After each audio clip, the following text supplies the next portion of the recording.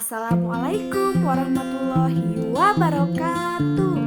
Sampurasun. Tepang deui dina pangajaran bahasa Sunda dina materi pupujian. Dina ieu pangajaran aya sababaraha kompetensi dasar anu kedah dicangking ku hideung. Nyaeta diantarana mengidentifikasi bentuk, struktur dan isi, fungsi sosial serta aspek kebahasaan teks pupujian.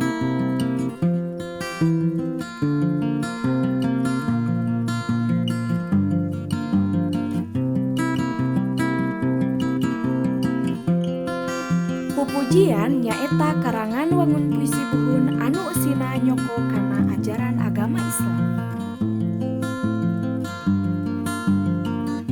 Pupujian asalna tina kecap sair atawa siir nu asalna tina sastra Arab. Struktur pupujian. Wangun pupujian meh taya bedana jeung sair. Umumna pupujian diwangun ku opat padalisan dina unggal pada atawa bait jeung 8 engang dina unggal padalisanna. Tapi aya oge pupujian anu diwangun ku 2 padalisan atawa genep padalisan dina sapada.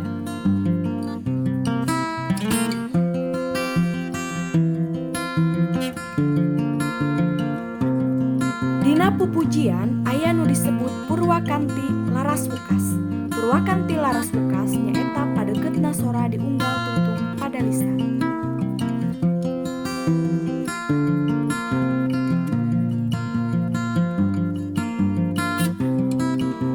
Pupujian sok disebut oge nadomai. Ari pupujian teh sumebarna nyaeta ku cara lisan atawa dina basa Indonesia dari mulut ke mulut. Di mana urang bisa manggihan pupujian? Ari pupujian teh biasana sok dinadaumkeun di masjid, majelis taklim, madrasah atawa pasantren. Tuluy iraha biasana pupujian dinadaumkeun? Biasana pupujian sok dinadaumkeun sanggeus salat asar atawa bari nungguan waktu salat maghrib.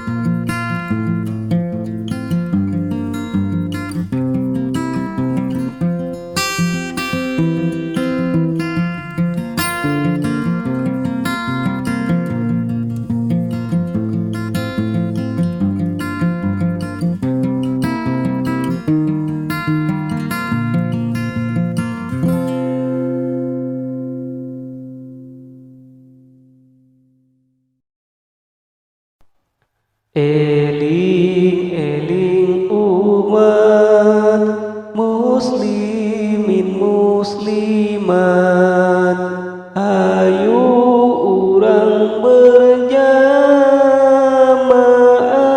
salat maghrib.